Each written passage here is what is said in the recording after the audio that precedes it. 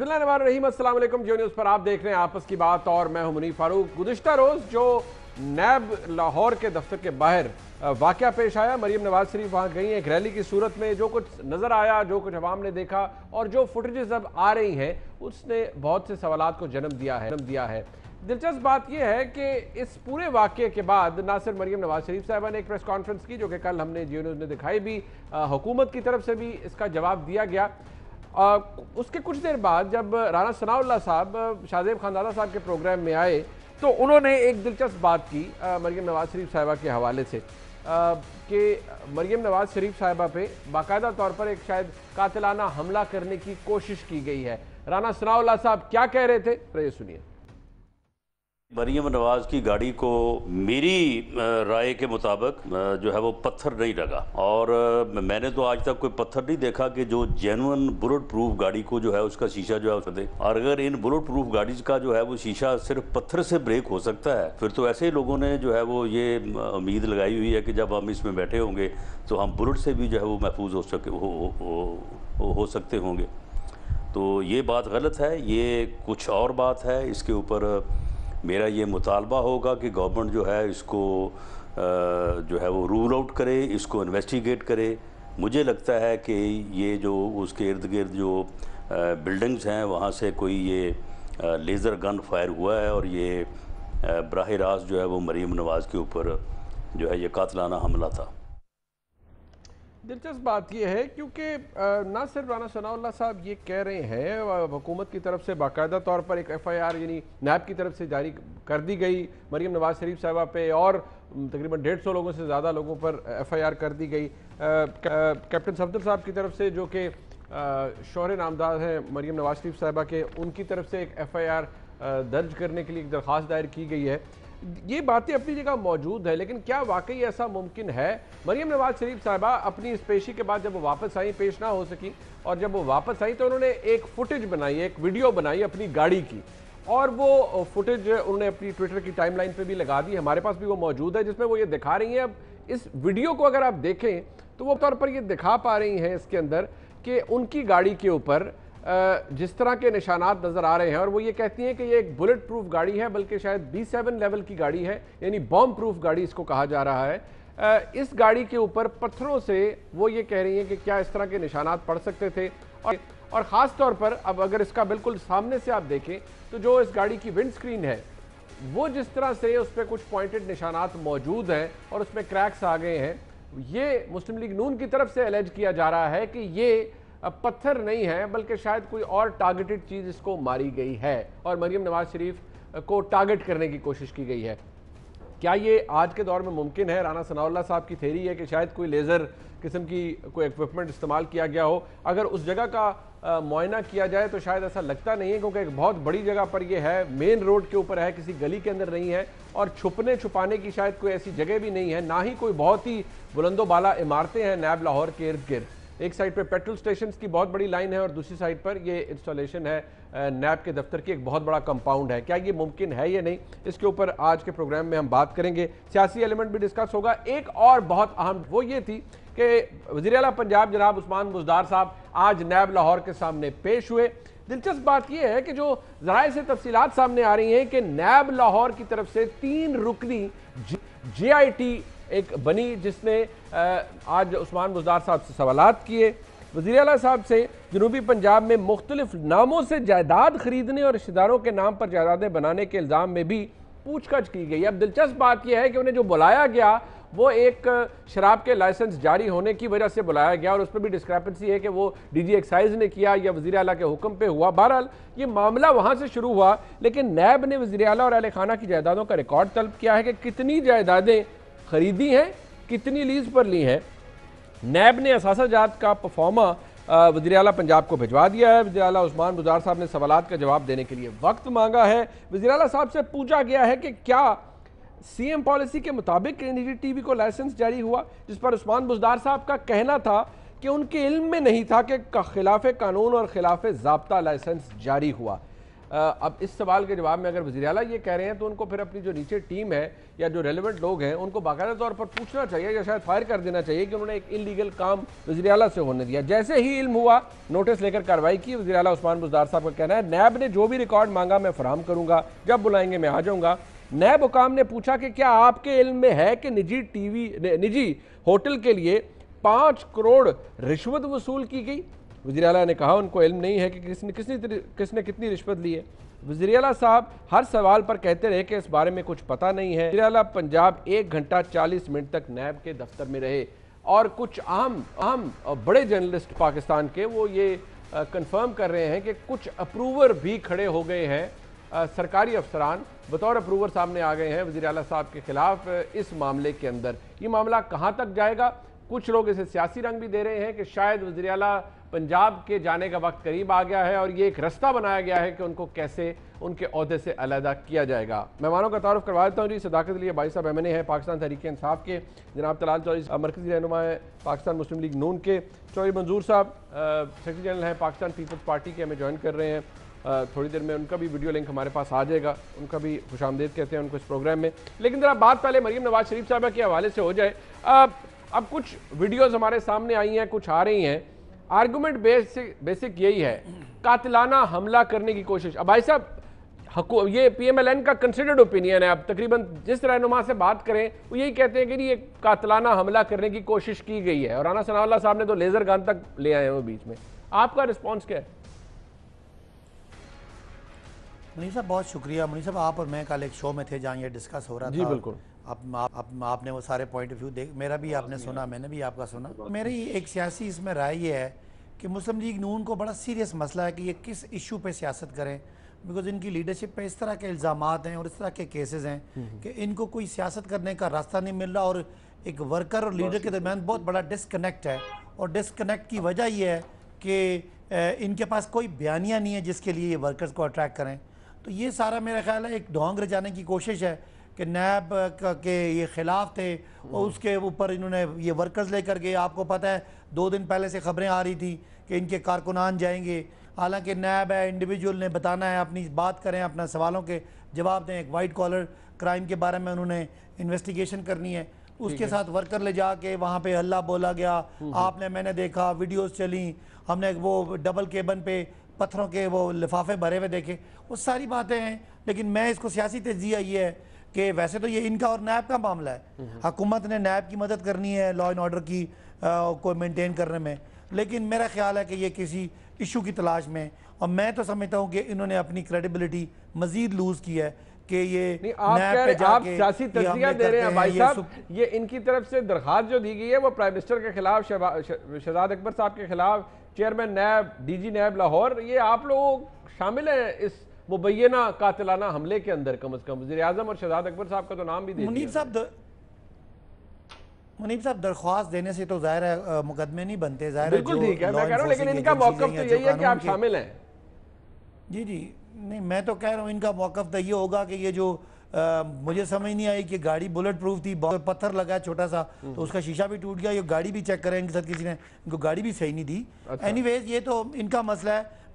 मेरा हुकूमती मौक़िफ़ ये है कि ये नैब का और इनका मामला है, ये चाहते हैं कि किसी तरह इनके हाथ कोई चीज़ आए, क्योंकि अपोजिशन में मामलात हैं, इनकी पार्टी के अंदर मामलात हैं, और ये नैब से बहुत तंग हैं और ये NRO भी मांग चुके हैं, और सारे प्रोसेस के दरमियान इनको कोई कहने के लिए कुछ नहीं है, तो ये बनाया गया हमले का इशू क्रिएट करना। अच्छा, ये बनाया गया। अब तलाल चौधरी साहब, ये बड़ा वाज़ेह है, बड़ा वाज़ेह है। ठीक है, गाड़ी में पत्थर नजर आ रहे हैं, वर्कर नजर आ रहे हैं। मुझे बताया ना, नैब के पास क्या, नैब कोई थाना तो है नहीं कि वो एकदम फोर्स इनकी वजह लगाएगा।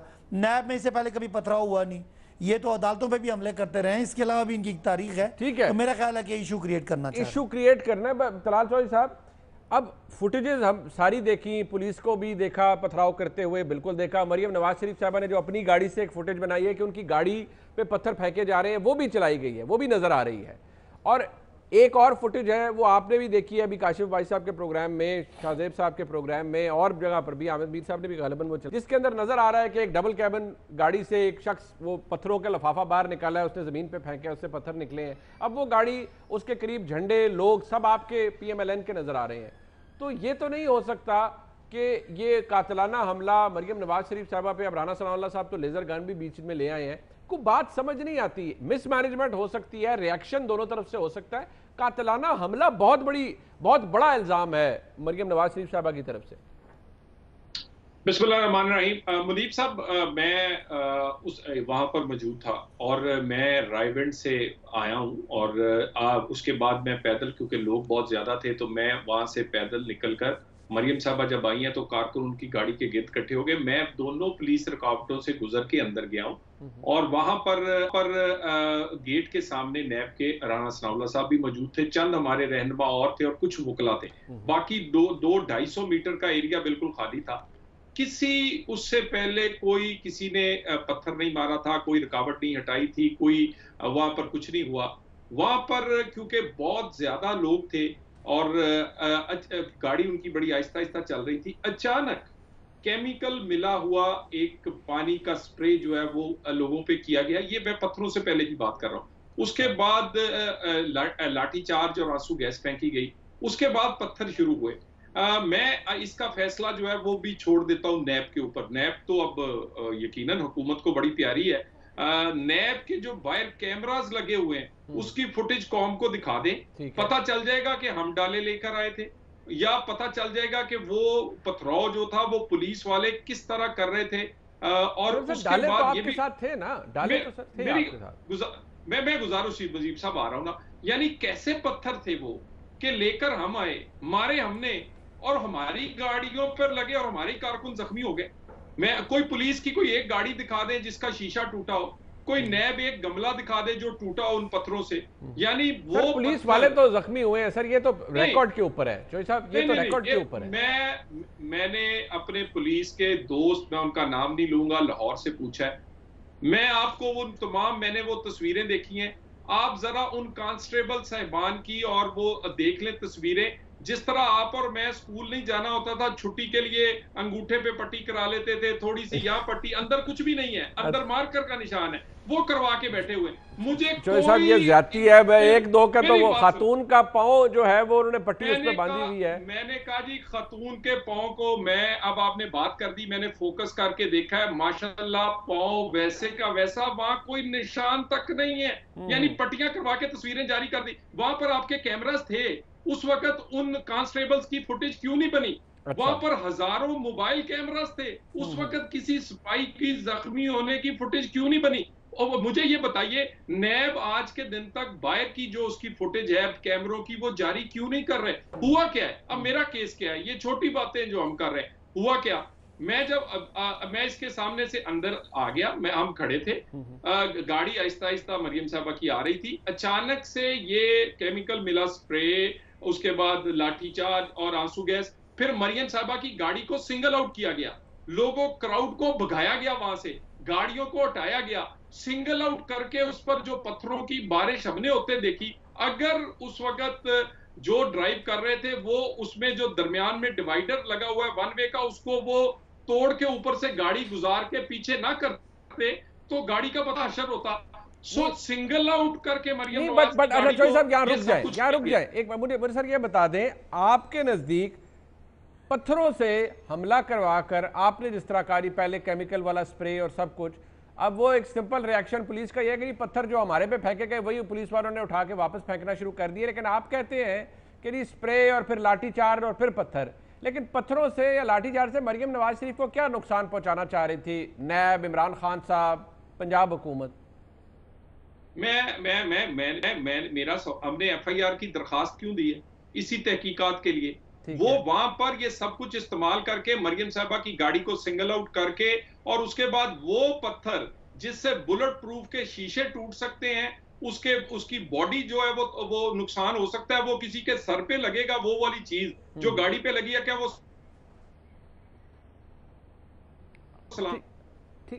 उसका आप मुआयना करवा लें कि वो बम प्रूफ गाड़ी है B7 लेवल की, और उसके बाद वो अगर टूट सकती है तो अगर खुदा ना खास्ता बुलेट प्रूफ ना होती तो उसके अंदर बैठे हुए लोगों का असर क्या होता? अच्छा, मरियम नवाज की गाड़ी को सिंगल आउट करके ये आप कहते हैं सिंगल आउट किया गया, ये टारगेट करके किया गया। मैं जरा चौधरी मंजूर साहब के पास जाता हूँ। चौधरी साहब, अगर मैं गलत नहीं हूँ तो जरदारी साहब या बिलावल साहब भी ये B7 लेवल की गाड़ियों में ही पेशियों पे जाते हैं, बिलावल साहब भी शायद ऑब्जर्व किया है कि वो 27 लेवल की आर्मर्ड प्लेटिंग हुई हुई है उस गाड़ी की। एक तासुर ये है कि जो पत्थर मारे गए हैं मरियम नवाज शरीफ साहबा की गाड़ी के ऊपर, या उस पर कुछ लोगों का कहना यह है कि जो आर्मर जो प्लेटिंग है वो इस बॉडी के भी अंदर हुई होती है, या ऊपर की बॉडी अंदर हुई है, अंदर नहीं कोई चीज जा सकती, या स्क्रीन के ऊपर भी अगर इवन कोई चीज लगे भी तो स्क्रीन स्मैश नहीं होती, टूटती नहीं है, लेकिन निशान जरूर पड़ता है बेशक गाड़ी आर्मर्ड हो। आपको क्या लगता है, ये दोनों का मौकफ आपके सामने है, आप क्या कहेंगे? देखिए मुनीब साहब, ये एक सियासी अमल का एक बहुत ही अफसोसनाक कल वाकया हुआ है। मुझे ये बताएं कि हमेशा से ये होता है कि जब भी पुलिस लाठीचार्ज करती है, आंसू गैस का इस्तेमाल करती है, तो वो लोग जो होते हैं वो निहत्थे लोग होते हैं, तो वो बिल्कुल पथराव करते हैं। ये हर जगह पे होता है। लेकिन चूंकि पुलिस के पास सब कुछ मौजूद होता है, स्पेशली जो एंटी रॉयट्स पुलिस है, उनके पास शील्ड्स होती हैं, उन्होंने हेलमेट्स लिए होते हैं, वो वेल गार्डेड होते हैं, उन्होंने वो जैकेट्स पहनी होती हैं, पिंडलियों के ऊपर सब कुछ पहना होता है, तो वो वेल गार्डेड होते हैं। मैंने कभी नहीं ये देखा कि वो इस तरह से आगे से पुलिस पथराव करे। पुलिस का ये काम नहीं है, पुलिस का काम है रोकना सारे को। और पहली तो बात यह है कि ये खुद पुलिस ने और हुकूमत ने ये खुद पैदा किया है सब कुछ। क्या ज़रूरत थी? अगर वो जा रही थी तो मॉब ने अंदर तो नहीं जाना था, वो अंदर जाती। उससे भी पहले मैं ये कहना चाहता हूँ, ये कितनी अक्लमंद हुकूमत है कि एक सोई हुई मरियम नवाज को इन्होंने जगाया है। अच्छा, उनको सवालनामा भी जा सकता था। एक वो फजूल सा एक नोटिस है, पता नहीं क्या ज़मीन खरीदी है, क्या हुआ है, क्या नहीं हुआ। और उससे पहले अगर आप देखें तो ये चंद दिनों के अंदर अंदर कितनी तेज़ी आई है सारे प्रोसेस के अंदर कि मरियम नवाज को कहा है कि आप पेश हों। फिर जरदारी साहब की फ़र्द जुर्म, 2 दिन पहले जज साहब केस का एक एप्लीकेशन का फैसला देते हैं जिसमें हम फ़ारूक एच नायक कहते हैं कि आप नहीं सुन सकते। फ़ारूक एच नायक साहब सुप्रीम कोर्ट में पेश होते हैं, आप भी लॉयर हैं, मुझे ये बताएं कभी ये हुआ है कि एक सुपीरियर कोर्ट में आप पेश हुए हो तो जो जूनियर लोअर लेवल की इस लेवल की कोर्ट है वो कहे कि नहीं मैं नहीं मानता और यहाँ पे मैं फर्द जुर्म आयद करूंगा। बहुत जल्दी भी कर रहे हैं तो अगले दिन की तारीख दे देते हैं कि चलिए कल आयद कर लेंगे, नॉर्मली ये होता है। अगले दिन की तारीख या उसी दिन रख लेते हैं, नहीं उसी दिन रख लेते। 12 बजे तक उन्होंने फारग होकर आ जाना था। नहीं जी, मैंने फर्द जुर्म आयद करनी है। और जो पहले फैसला किया है उस पर खैर से ना फैसला लिखा गया है ना दस्तखत हुए। तो ये एक जल्दी में नजर आ रहे हैं। जब से एपीसी का या थोड़ा सा मूवमेंट नजर आती है तो ये नहीं, बट चौधरी साहब आपको ये समझ आती है बात कि मरियम नवाज शरीफ साहिबा पर हुकूमत कातिलाना हमला करवा सकती है? नहीं, मैं उधर आ रहा हूं। मैं ये कह रहा हूं कि ये क्यों पत्थर फेंके गए गाड़ी के ऊपर? पथराव कब नहीं होता? मैं तालिब इल्मी से लेकर आज तक हूं, पुलिस पे पथराव होता है। पुलिस क्या करती है? पुलिस गिरफ्तार करती है, पुलिस लाठीचार्ज करती है, पुलिस आंसू गैस इस्तेमाल करती है, पुलिस रबड़ की गोलियां इस्तेमाल कर लेती है। पुलिस लोगों को गिरफ्तार करके जिस तरह से जो हाल किया गया है या इस तरह से अभी किया जा रहा है, ये तो एक लगता है कि बहुत खौफनाक अमल शुरू हो गया है। और पुलिस कभी पथराव करती है? अगर गाड़ी पे पथराव हुआ है, वो छोटा पत्थर था, बड़ा पत्थर था, किससे टूटा शीशा, लेकिन ये एक ऐसा अमल है जिसका कोई जवाब ही नहीं है। क्या पुलिस कानून तोड़ती है? सर वो आप जो बात करें वो कानूनी बात है, पुलिस ने कानून को तोड़ना है सर। लेकिन जो इनकी तरफ मुस्लिम लीग नून की तरफ से जो इल्जाम है या जो दरखास्त भी दी गई है कि मुकदमा दर्ज हमारा भी किया जाए, उसमें तो यह है कि भाई एक आप कातिलाना हमला किया गया है मरियम नवाज शरीफ पर। नहीं, अगर उस पे इस किस्म का अटैक किया गया, उसकी गाड़ी पे तो अटैक किया गया ना, हमला किया गया ना, उसको आप क्या कहेंगे? नहीं, बट सर मैं आपसे पूछ रहा हूं ना, ये क्या हम उस स्टेज पर चले गए हैं कि इस हुकूमत को क्या फायदा हो सकता है कि मरियम नवाज शरीफ को एक जख्म भी आए? क्योंकि हुकूमत की तो मॉरल स्टैंडिंग ही कोई नहीं रहेगी खुदा ना खास्ता अगर मरियम नवाज शरीफ साहबा को या किसी अपोजिशन लीडर को कुछ हो जाए तो। नहीं, देखें, प्रॉब्लम इनका यही है, इन्होंने इस्लामाबाद में हमारे साथ क्या किया था, हमने इनसे लिख कर दिया था कि जो आपका ऑफिस है इस्लामाबाद वाला 0.D चौक वाला, उससे आगे हमारी सिर्फ एक गाड़ी जाएगी और वो बिलावल साहब की जाएगी। लेकिन हम अभी चौक में पहुंचे नहीं थे, बिलावल साहब या हम उनके साथ थे। उनके पहुंचने से पहले जिस तरह से लोगों को पे मारा गया, MNS को मारा गया, उठा कर गाड़ियों में फेंका गया, तो उसकी तो कोई मिसाल ही नहीं है। तो ये एक ब्रूटैलिटी है इनके अंदर है, वो ये समझते हैं कि हम जिसको मर्जी जो मर्जी मतलब आपके नजदीक इनका तर्ज अमल ही ये है, मतलब इनका तर्ज अमल ये है या इनकी सियासत ये है, बट ठीक है। लेकिन वहां पे तो अभी बिलावल साहब पहुंचे नहीं थे, तो वहां पे क्या किया बट ठीक है, लेकिन आपके सामने जिस तरह से जो तलाल चौधरी साहब का मौकफ है कि इन्वेस्टिगेशन करा दें। हाँ, ये बात फैक्ट है कि नैब ने भी अभी तक कोई अपने कैमरास की जो फुटेज है उस पर, क्योंकि वो गेट के ऊपर लगे हुए हैं, उससे क्लियर पता लग सकता है कि किसने पहले पत्थर फेंका, किसकी तरफ से क्या रिएक्शन आया, वो बड़ी हेल्पफुल हो सकती है। एक ब्रेक शामिल करते हैं। बुजदार साहब पेश हुए हैं जी, नैब के बुजदार साहब पेश तो किसी जैसे मैंने किया वो एक लाइसेंस के चक्कर में हुए, लेकिन मामला कहीं और ही निकल गया है। लेकिन क्या ये एक प्लानिंग के तहत हो रहा है, तो बात करते हैं ब्रेक के बाद मेरे साथ।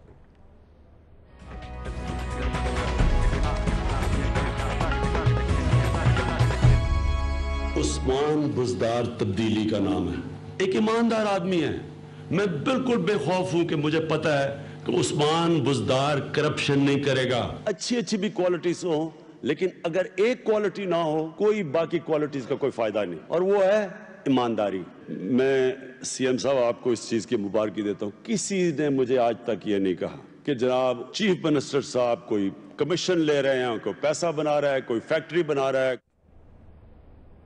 इमरान खान साहब का भरपूर एतमाद हासिल रहा है चीफ मिनिस्टर पंजाब जनाब उस्मान बुजदार साहब को। लेकिन ये मामला क्या शुरू हो गया भाई साहब? बात ये है कि ठीक है, उस्मान बुजदार साहब पे प्राइम मिनिस्टर साहब का बड़ा कॉन्फिडेंस रहा है, लेकिन जो आपका मौक़िफ़ रहा है पाकिस्तान तहरीक इंसाफ का, वो तो सिंपल है कि भाई अगर आप पर इल्ज़ाम है तो पहले ओहदे से अलहदा हों, अपने आप को क्लियर करवाएं। ये तो आपका कंसिडर्ड ओपिनियन रहा है हर मामले पे। कोई तुक ही नहीं बनता, अगर इल्ज़ाम लग जाए तो आप ओहदे पर बैठे रहें। यहाँ उस्मान बुजदार साहब आज नैब के सामने पेश हो गए हैं और ये मामला कहीं चला गया है। वो उस पर 5 करोड़ का रिश्वत इल्ज़ाम है कि जी किसी ने ले ली लाइसेंस के मामले में। यहाँ तो जायदादें भी निकल आई, सवाल भी हो गए। तो यहाँ क्या होना चाहिए? उस्मान बुजदार साहब को रहना चाहिए या जब तक फैसला नहीं होता है या टिके रहना चाहिए एज सीएम पंजाब? मुनीब साहब, पहले एक कल पेशी हुई है और एक आज पेशी हुई है जी। आपको सोचों का फ़र्क बड़ा वाजे होगा। ठीक है जी। आज एक सूबे का चीफ एग्जेक्टिव पेश हुआ है और वो बिल्कुल हम्बल तरीके से पेश हुआ है। जो सवालों जवाब वो उन्होंने करने हैं वो उनकी ज़ात से, उन्होंने ज़ात ने जवाब देना है। पार्टी या गवर्नमेंट पे हम बैठ के उनको डिफेंड नहीं करेंगे, हमारा ये असूली मौक़िफ़ होता है। किसी वजीर मुशीर पे कोई अगर कोई नैब का पुकारा है तो वो जाए अपने आप को क्लियर करे। एक पेशी कल हुई है, उस पेशी में आपको जाहो जलाल, आपको डमीनर, आपको वो तकब्बर कि जी इनकी जरूरत की है, हमें बुलाएं, दरवाज़ा खोलें, मुझसे पूछें, साथ लोग लेके आना। वो खातून जिनके पास कोई पब्लिक का ओहदा नहीं है, कोई उनके पास ऐसी सिर्फ यह है कि वो एक बड़े आदमी की बेटी हैं और उनका आना जाना जाओ जलाल और आगे से नैब के सवाल करना, यानी वो एक्यूज्ड हैं और वो इदारे से पूछती हैं आप बताओ आप मुझे सवाल ये कर रहे हो, आप पर ये नहीं है वो नहीं है। ये हमारे यहाँ इस मुल्क में हालात हैं और ये भाई साहब जरा सर थोड़ा सा इसको फ्लिप कर देता हूं ना, डिफेंड कर लेते सर। जो मैंने अर्ज किया उसका जवाब दे देना सर कि आपका मौक़िफ़ ये रहा है कि भाई इल्जाम लग गया ओहदे से फारिग हो, अलहदा हो और फिर क्लियर कराएं। मैं अब दूसरी बात पे आ रहा हूँ। एक तो आपको फ़र्क बता दिया कि पीटीआई की गवर्नमेंट है और सूबे का चीफ एग्जेक्टिव है और किस हम्बल तरीके से वो पेश हो रहा है, बहुत अच्छी बात, सवालों जवाब देना। दूसरी बात ये कि क्या एक वजीर आला को जब वो सवाल पूछें और उनकी ज़ात से सवाल पूछें, उससे पूरे सूबे को से उसको हटा देना चाहिए।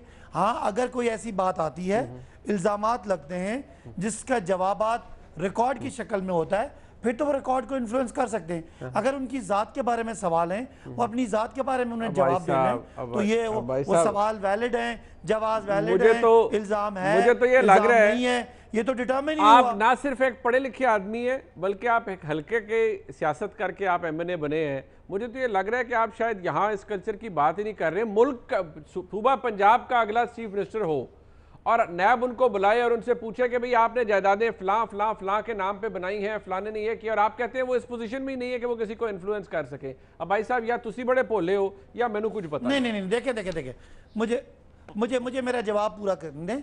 अगर किसी वक्त कोई रिकॉर्ड की बात आती है, एविडेंस की बात, कोई अदालत इस तरह का रिकॉर्ड मांगती है जो सूबे की उसके उनकी चीफ एग्जेक्टिव के तौर पे है, फिर तो अलग बात है। अगर उनसे वो सवाल पूछती है कि आप जवाब दें, आपके पास ये कहाँ से आया, आप अपना कोई बैंक रिकॉर्ड दिखा दें, कोई माजी का अपनी प्रॉपर्टी की ओनरशिप दिखा दें, तो मेरा नहीं ख्याल कि उसमें एज चीफ एग्जेक्टिव कोई इन्फ्लुएंस हो रहा है। हाँ, अगर जवाब देने के बाद ये इल्जाम लगते हैं कि आपने ये किया और उसके लिए महकमाना कोई डॉक्यूमेंट्स आते हैं, तो उस वक्त आप सवाल कर सकते हैं। सर अब्बासी साहब, पर आपका असूल ये रहा है कि भाई इल्जाम लग गया, पासे हो वो पहले क्लियर कराओ, खुद नू ते वापस आ जाओ। इमरान खान साहब को तो मौका भी है ना, अभी तो सवाल पूछा है। और सर कमाल हो गई साहब, सवाल पूछा, इल्जाम नहीं लगा। हजूरे वाला जरा चेक कर लो, वो अगर जवाब देने के बाद जवाब सेटिस्फैक्टरी नहीं है, नहीं जवाब सेटिस्फैक्टरी है, फिर इल्जाम लगेगा ना। अच्छा चले, बस ठीक हो गया। चले भाई साहब, आपकी बात सर आंखों पे। तलाल चौधरी साहब जरा अभी इन्फ्लुएंस करने की पोजीशन में नहीं है उस्मान बुज़दार साहब। वैसे उन्होंने कहा बड़ी सादगी से गए हैं। मैंने मुराद अली शाह साहब को भी नैब की तरफ वो इस्लामाबाद जाते देखा है, वो भी एक ही आधी गाड़ी में ही जाते हैं वहाँ पर, वो भी कोई बारात लेके नहीं जाते इन लोगों की। अच्छी बात है, सादगी अपनानी चाहिए। बट अभी उस्मान बुज़दार साहब से सवाल पूछा गया है, इल्ज़ाम नहीं लगा उन पर और ना ही उन्होंने कोई गलत जवाब दिया है, लिहाजा तुसी खुश ना हो कि बुज़दार साहब किधर जा रहे हैं। देखिए अपना मुनीब साहब, हम तो इस प्रैक्टिस के ही खिलाफ हैं। देखिए हो क्या रहा है, पहले कहानी मार्केट में आती है और उस कहानी के बाद में आपको पता चलता है कि उस कहानी को अमली शक्ल में फिर होना शुरू हो जाती है। ये पूरी मार्केट में ये बात है और शायद आप टीवी पर ना बताएं मुनीब साहब, लेकिन आपको पता है, यानी जिन लोगों ने ये शराब के लाइसेंस का तो मामला ही नहीं, जिन लोगों ने बुज़दार साहब को पंजाब चलाने का लर्निंग लाइसेंस दिया था, वो अब लर्निंग लाइसेंस कैंसिल करने वाले हैं उनके। और उसकी वजह क्या है? क्योंकि उनको लगता है कि देखे ना, पीटीआई पे तो ये बैड नेम हुआ ही है कि बुज़दार साहब इस काबिल नहीं थे, वो डिलीवर नहीं कर सके उनकी अहलियत के मामले। मगर जो लोग लाने वाले हैं पूरी की पूरी पीटीआई को, उनके लिए बैड नेम क्रिएट हो रहा है कि किस तरह के लोग जो है वो आज पंजाब पर बिठा दिए गए। सो बात यह है कि अब उन्होंने फैसला कर लिया है। खान साहब मान नहीं रहे थे, तो फिर खान साहब को मनाने के लिए उन्होंने फिर वो पुराना तरीका इस्तेमाल कर लिया जो पिछले 3-4 साल से बड़ा मकबूल तरीका है कि अगर किसी अहल को नाअहल करना है या आपने किसी को हटाना है या कोई अपनी मर्जी का बंदा लाना है, तो नैब तो माशाल्लाह काम ही पिछले 3 साल से ये कर रही है। तलाल चौधरी साहब एक सेकंड सर, एहसन इकबाल साहब ट्वीट करते हैं कि जी ये इत्तलात ये कहती हैं कि उस्मान बुज़दार साहब को निकालने का प्रोग्राम बनाया गया है और नैब के थ्रू होगा और ये इमरान खान साहब की आशिर बात से होगा, लेकिन जो आप बात कह रहे हैं आप तो कोई दूसरी बात कह रहे हैं। नहीं, मैं उसी की तरफ जा रहा हूँ ना, जरा कंप्लीट करने दें। हो गया, देखिए ना, 2 नोटिस बड़े अहम है। एक नोटिस चौधरियों को दिया गया है, चौधरी साहिबान को दिया गया, काफली को, ताकि उनकी आर्म ट्विस्टिंग करके उनसे वोट लिया जा सके और वो वजीर आला का कैंडिडेट बनना बंद करें, ताकि मजीद एक बुज़दार जो है वो ला के पंजाब में बिठाया जाए। पहले चौधरियों को कंट्रोल भी इसी तरह किया गया, उन्होंने लाहौर हाईकोर्ट में यही अल्फाज कहे जो मैं कह रहा हूं कि पॉलिटिकल इंजीनियरिंग हो रही, वो इनके तादी हैं। उसके बाद बुज़दार साहब को गिरफ्तार करवाया जाएगा, किसने ये कहानी नहीं सुनी, और उसके बाद इमरान खान साहब एक अपना नया पीटीआई का बंदे को नामजद कर देंगे।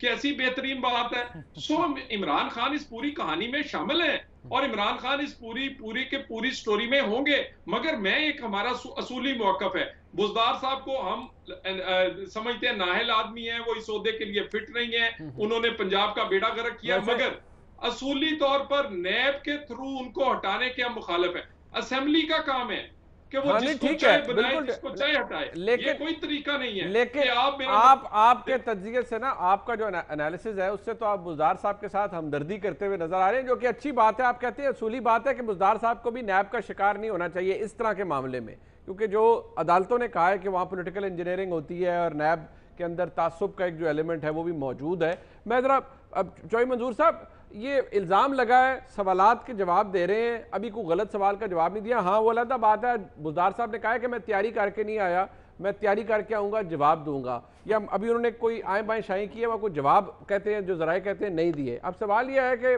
शहबाज साहब जाएँ, कोई और जाए, तो जो बाहर प्रेस रिलीज आती है या ज़राए से इन्फॉर्मेशन आती है, वो कहते हैं जी वो जी जवाब देने के लिए कुछ नहीं था, वो कहते रहे मुझे क्या पता, मेरे बच्चों से पूछे, फलाने से पूछे, मुझे नहीं पता। बुज़दार साहब ने कहा जी मुझे भी नहीं पता।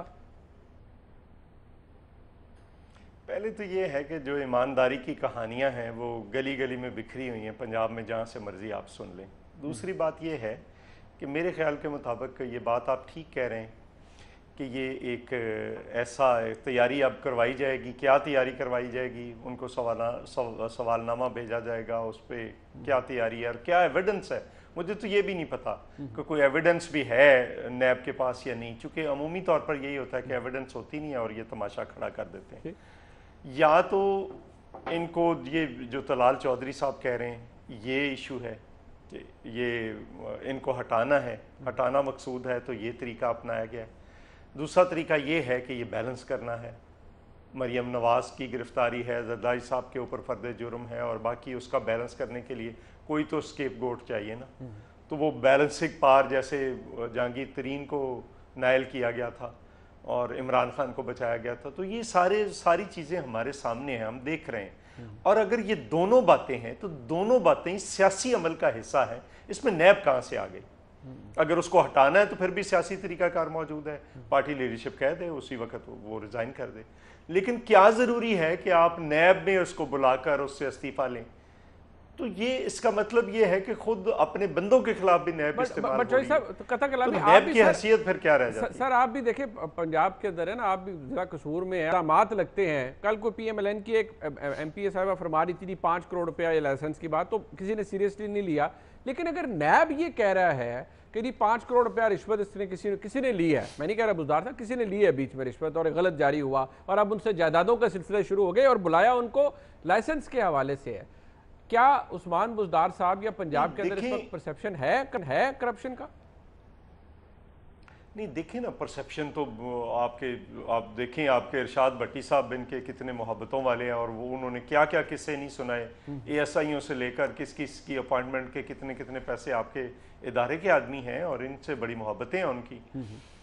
लेकिन इशू असल में ये है कि अगर नैब, मेरा इशू ये है कि अगर नैब के पास कोई प्रूफ है इस चीज़ का, वो 5 करोड़ रुपए का इल्ज़ाम ना लगाए। नैब का काम ये नहीं है इल्ज़ाम लगाए, नैब का काम है कि उनके सामने रखे कि ये 5 करोड़ रुपया है, ये इनसे लिया गया है, इस बंदे ने लिया है, इस अकाउंट में गया है, यहाँ से यहाँ पे गया है, आप बताएं। ठीक है, बिल्कुल ठीक। एक बात। दूसरी है कि गैर कानूनी है, चूंकि वो तो अभी अंडर कंस्ट्रक्शन है, जो होटल है उसकी तो अभी इफ्तिताह ही नहीं है। तो आप अंडर कंस्ट्रक्शन को अगर लाइसेंस दे रहे हैं तो आपने होटल बनने से पहले उसको शराब बेचनी शुरू करनी है वहां पे। ये कौन सा तरीका है? ठीक है। और फिर अगर समरी 3-4 बार आती है, 3-4 बार जाती है, उसका क्या मतलब हुआ? ठीक हो गया। तो ये ऐसे सवालात हैं, लेकिन नैब को ये सवालात जो है इस तरह से नहीं पूछने चाहिए। सर, क्विक ब्रेक, बुजदार हो, मरियम नवाज हो, आसफ जरदारी हो। ठीक हो गया, क्विक ब्रेक लेनी है। भाई साहब ने भी जाना है, वो ऑलरेडी बड़े लेट है। भाई साहब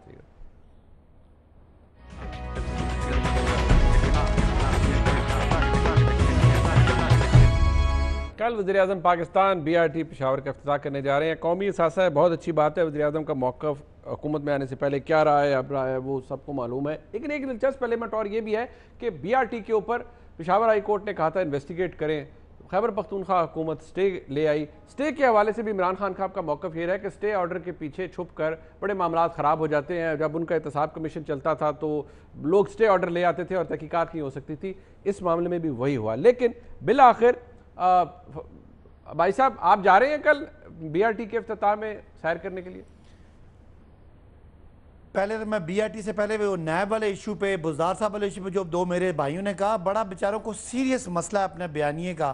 अगर इनका कोई बंदा पकड़ा जाए तो ये हमारे बंदे गिनना शुरू हो जाते हैं कि देखें ना इनको नहीं पकड़ा जा रहा। जब अलीम खान पकड़े जाएं या इमरान खान के नीचे MPA सब्तान खान पकड़े जाएं या बुजदार साहब जाएं तो ये कहते हैं ये बैलेंसिंग एक्ट है। इनको समझ ही नहीं आ रही कि नैब से बंदे अरेस्ट करवाने या नैब से अपने बंदे छुड़ाना। ये सिर्फ एक इनका वही NRO की डिमांड है जो ये हमसे मांग चुके हैं। अब दूसरी बात ये, इमरान खान साहब की तकरीरें आपने सुनाई, बिल्कुल अल्लाह के फजल से इस गवर्नमेंट का फोकस इंतहाई गरीब लोग है।